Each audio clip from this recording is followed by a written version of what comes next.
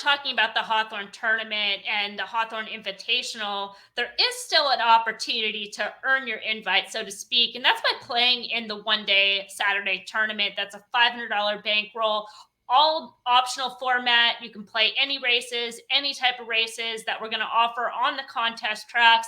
And I know a lot of people want to play in the Invitational and that are going to come out and play in those 2-day tournaments and try to work their way in. And one of those is our friend Michael Beychok, former NHC winner, won the NHC in 2012. Ed, you know Michael pretty well. I've been friends with Michael over the years, pretty much from when I started playing. Michael has been around. I guess we should bring him into this conversation since he's here. Hi. Hey, I'm happy to be here too. Two of my favorite people in horse racing. The Hawthorne Invitational, it's a special time, and a lot of people want to play and get that invite, and you're one of them, because one of the ways that you got into the Invitational is by sliding into my DMs and saying, Emily, how can I get an invite into this Invitational? But you're obviously deserving to come in, and looking forward to having you here. What's the difference for you playing the mythical versus the live money, and especially this type of format where you are able to play cash and a little bit different just in terms of your optional and mandatory races? For mythical, you can be wrong a lot and then, kind of hit a couple and get on a little run and you can get back into the game. And it's over usually a longer course of races.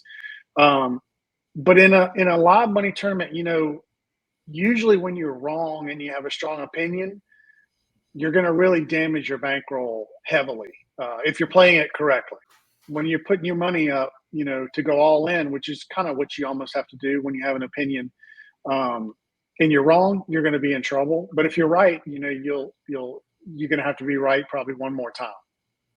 Well, this one kind of gives you a little bit of both, right? Because the format has where there's 4 mandatory races where you're playing $250. That's everybody's playing $250. And same thing with the 3 optional races. Can't go over, can't go under. You're hitting that $250. And then that, as you mentioned, that kind of go all in, that big push will allow you that ability in the Hawthorne Derby, which is the final race. But you need to do a $750 minimum wager. As you're playing and saying, I'm not having success, would you base that on just your results or your strategy? And when I first started playing live money, I would base it on probably strategy. Because I was playing probably the wrong strategy. I was trying to nickel and dime, a race here or there, making 100, 100. If you have a bankroll of, Breeders' Cup, let's say, 7,500, making $100 doubles here and there is just, you're going to nickel and dime yourself to a smaller bankroll. I was playing wrong strategy for many, many years. And then just over the last few years, it's probably just become down to results. It's a results-oriented thing.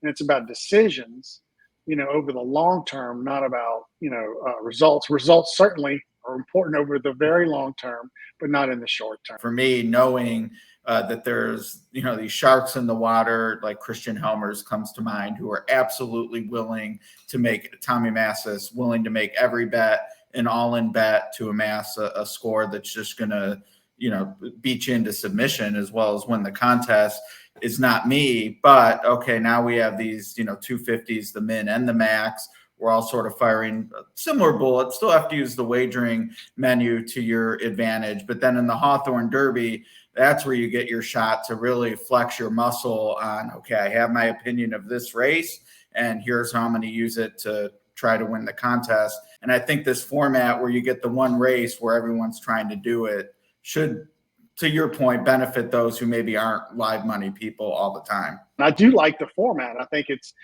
it probably helps me more than it helps other people that play a lot of live money, because, it's going to equalize, as you say.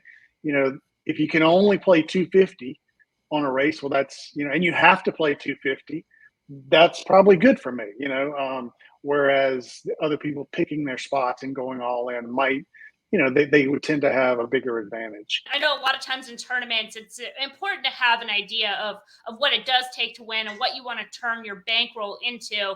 And comparing previous years to this year, we can't just do it because there's so many more optional races, and that just fluctuates so much because it allows people to step out in their opinion. But in terms of the one-day Hawthorne tournaments that we're going to run on Saturday and also run on Sunday for that $500 bankroll, which there's no entry fee, so it's $500. You get to play any of those races, multi-race sequence.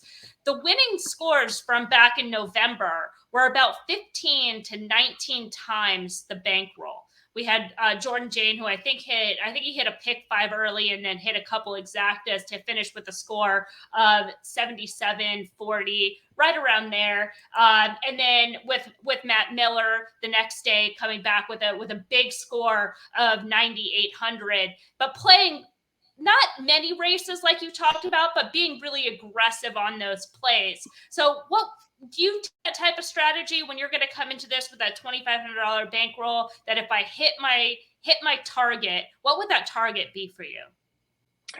For the 2,500, I think the target, it would probably be like a 5x to 6x. That would put you in the hunt at least. I think, depending on what the prices were that day. I think for the other tournament, if you're allowed to play the pick 5s, if you're saying that you are for the $500 bankroll, the first rule of handicapping tournaments is know the rules. So I'll have to know the rules first.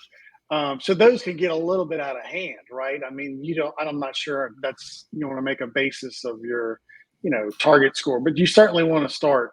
I do anyway. I'll start with what's my target, and how do I get there, and kind of construct, go backwards from the score to look over the card and your opinions and see, okay, how do you get there? But, I still get a little squirrely when I'm making a $1,000 daily double bet. It just makes me, it takes me out of my comfort zone, to be honest. I think that honesty is underrated. We talk a lot about, pushing your strengths as a handicapper / contest player, but, obviously knowing where your weaknesses are and where you might be vulnerable in certain spots to try to win the thing is obviously important as well. I just hope we have a bunch of maiden races on the turf. That's my sweet spot. So let's hope we can card 3 or 4 of those over the weekend. You will have the 3 optional races, and so that does allow you, even if we don't pick them, that'll allow you to pick them and try to separate a little bit from the other people in the field. And everybody that we've talked to so far seems to have their strengths in a different spot. So I think adding those optional races this year, I think we're going to see a little bit more movement and a little bit more kind of finding that separation from players in terms of play. I'm looking forward to it. I'm really excited. I got a friend I'm bringing to play in the Saturday contest as well. Awesome. So, and my son is coming up from here to watch the soccer game, and can't wait to see you two guys and have some good food and enjoy some good horse racing in Hawthorne.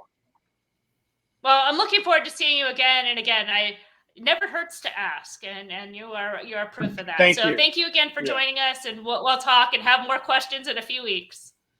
Thanks, Sounds Michael. great. Look forward to seeing y'all.